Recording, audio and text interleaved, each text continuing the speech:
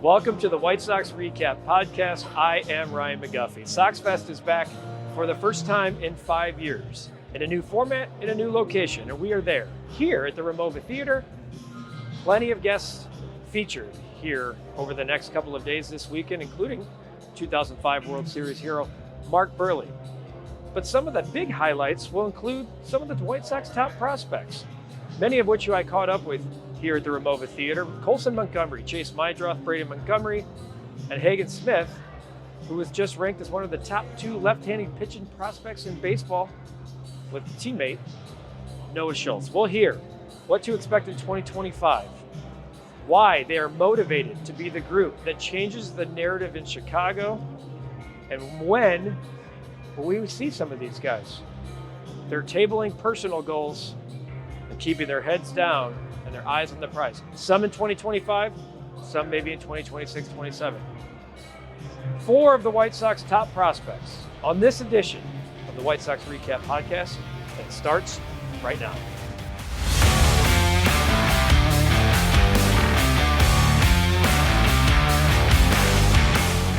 All right, new White Sox prospect Bren Montgomery here on the White Sox Recap podcast. And Braden, a lot of excitement. Both sides, like Boston's excited about getting Garrett Crochet. Chicago's excited about getting the package that came with you at the top of that. So I've seen some of your interviews on MLB Network. You're embracing this opportunity with the White Sox. Talk about why getting traded from an organization like Boston to Chicago is something that you're all in for. Yeah, I mean, it's, I guess on the outside, it's seen as something that's a great opportunity. There's a lot of opportunity in the organization, and yeah, that's true. I love it. But I guess for me, I haven't played baseball in half a year.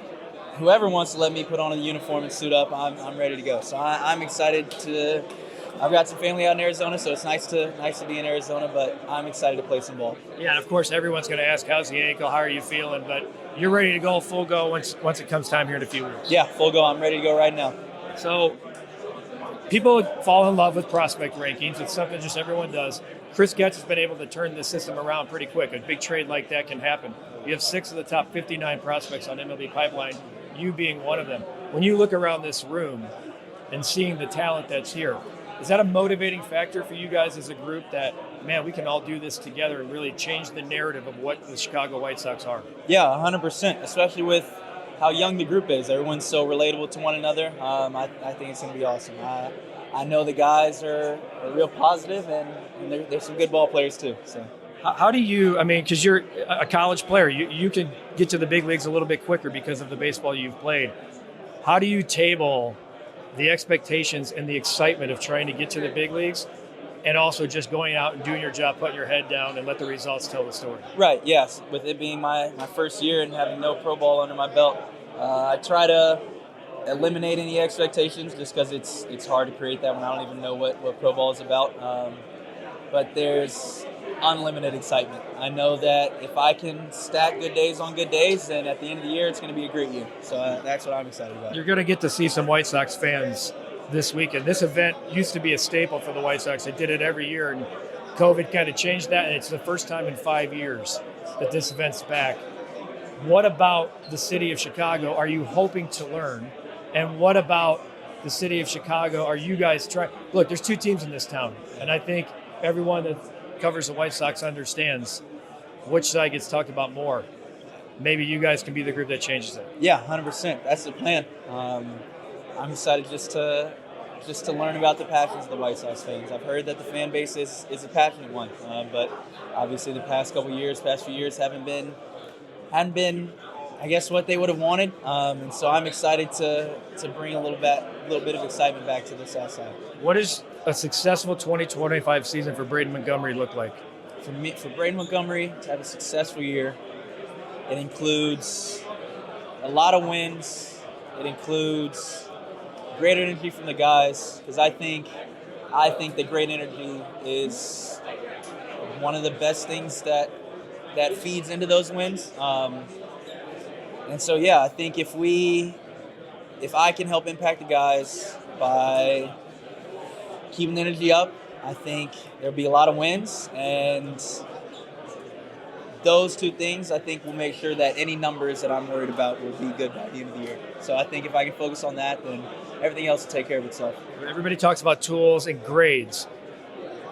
Give us something that's not graded about Bren Montgomery, that's an intangible that you bring to a baseball field that isn't a 70 or an 80, tool. Right. I'd say it's that energy, that vibe. I go to the field each day ready to give everything into becoming a better player, and the energy that I try to give off is an energy that I try to get my peers to do the same things, because if we're all in there each day putting all of our energy towards getting better, then I think that at the end of the year we're going to be really good. And so I think that's the biggest thing I bring to the table. The White Sox haven't had a right fielder since Jermaine Dye won MVP of the World Series 20 years ago. That team's being celebrated here this weekend. Maybe Bren Montgomery. That's a lot to take on. But the White Sox have been looking for an everyday guy. Maybe Bren Montgomery's that guy. Enjoy the weekend. Thanks for joining us, and look forward to seeing you down the line. All right, here at SoxFest with White Sox top prospect Coulson Montgomery. Coulson, just talk. This hasn't happened in 5 years, this event, and I know you don't have. I mean, it might be news to you, but this used to be a big event in the off season for fans. So your experience of just being in Chicago, getting to meet some of these new guys that you've been around for the first time.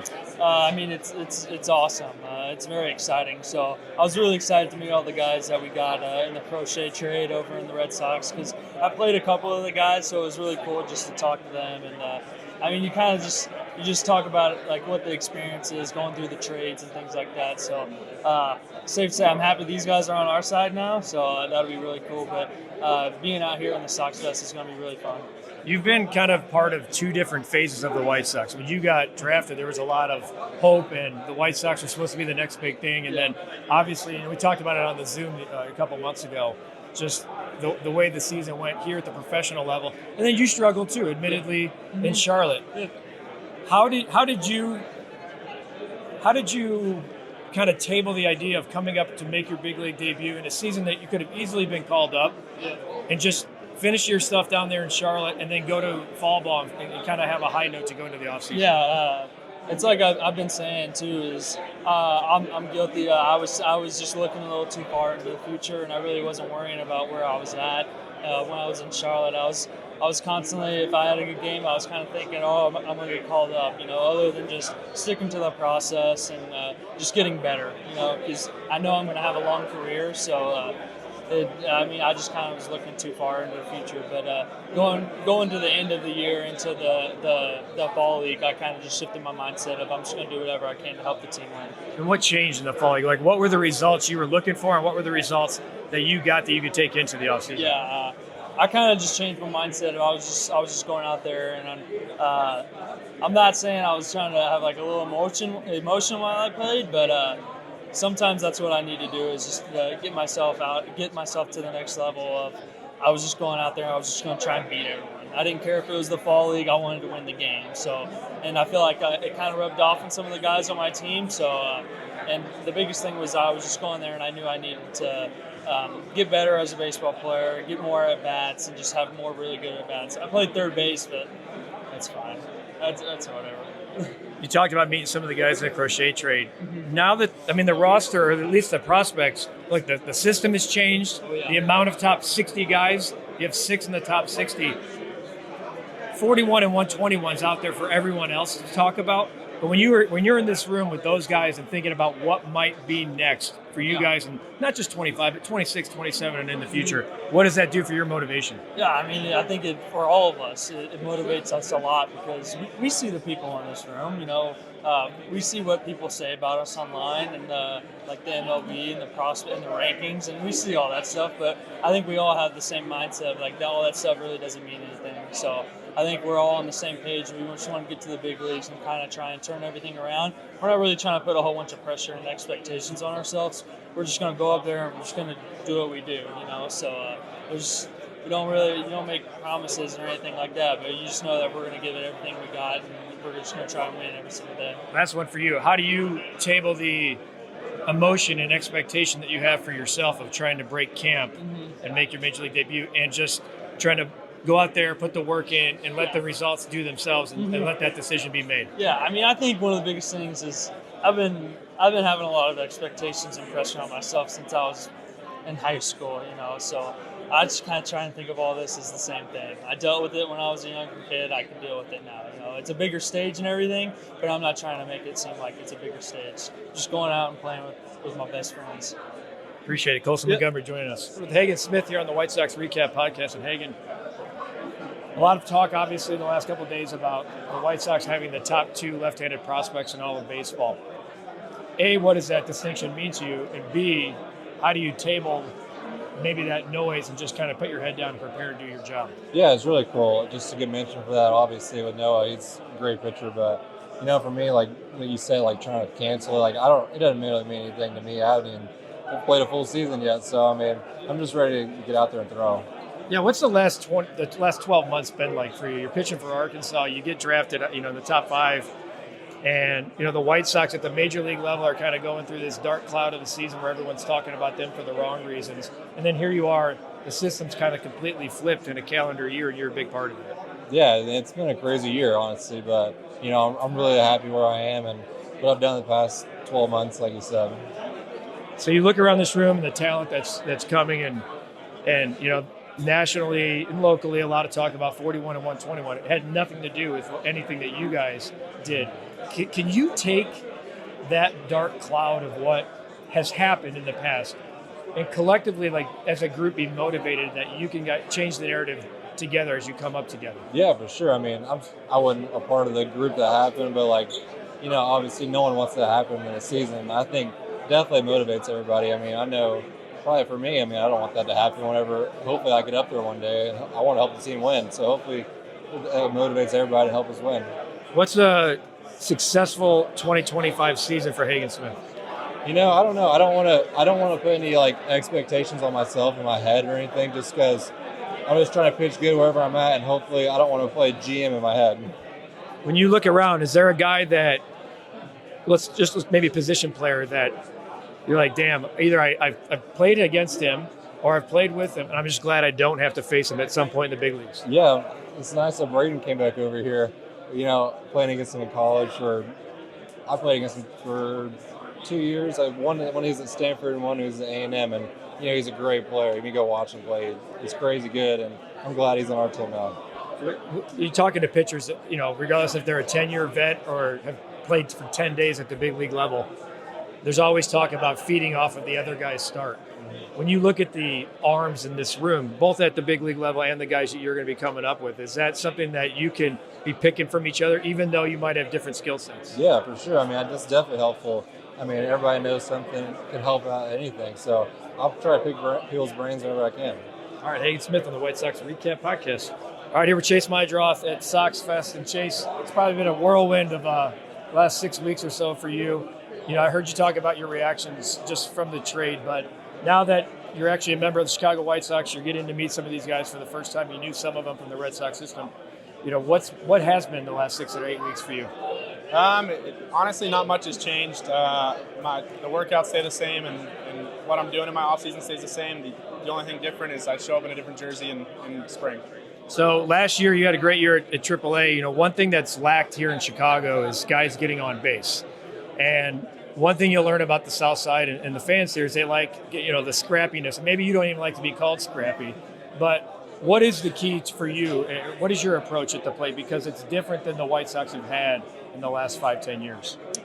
I'm just trying to get on base with the next guy. It's always kind of been my thing. I think actually it started mostly in college, working with my coach for 3 years, and another one of my guys back home. But I'm trying to pass the torch to the next guy and see if I can get on first base. A lot of guys, when they get traded, they all talk about the opportunity, like from one team to the next, and that's what the White Sox have here. What's attractive about the White Sox? I know a lot of people are going to talk about, oh yeah, they were 41 and 121 last year, but with the talent in this room, with Chris Getz has been able to do with the roster in the offseason, what type of opportunity do you see with these guys? I see a lot of really good players and a really good staff, and so I like the direction this place is headed, and so I'm fired up to get going and get this thing started. What about, whether it's Bren Montgomery or some of the other guys that you were with in Boston?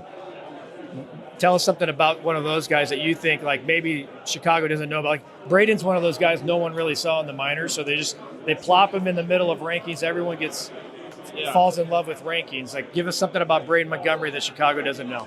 So I never played with Braden in Boston, but I played with him in summer ball when we were in the Cape together. And that guy's probably the most athletic guy I've ever played with. I mean, there's not one thing he can't do on the baseball field, except for maybe catch, but he probably could figure that out too.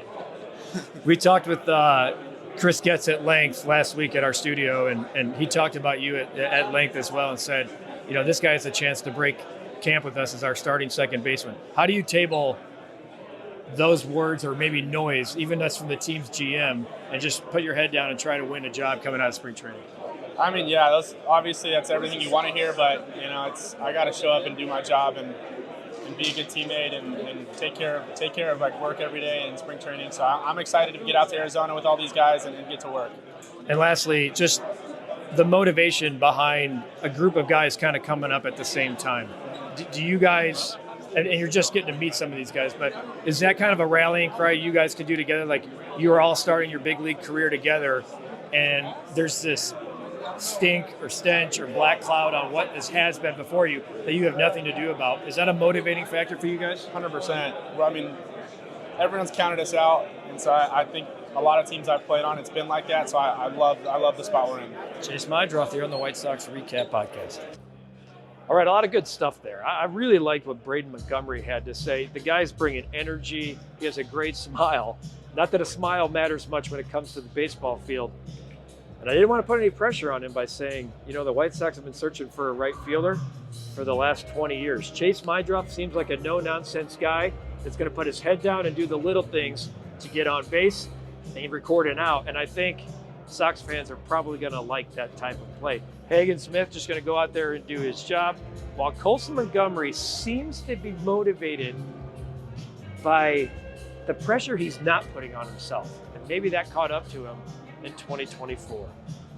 Thanks for listening. Thanks for watching this edition of the White Sox Recap Podcast. Make sure you download and subscribe on anywhere you listen to podcasts online or on audio form. And for those of you watching on YouTube, we'll see you next time.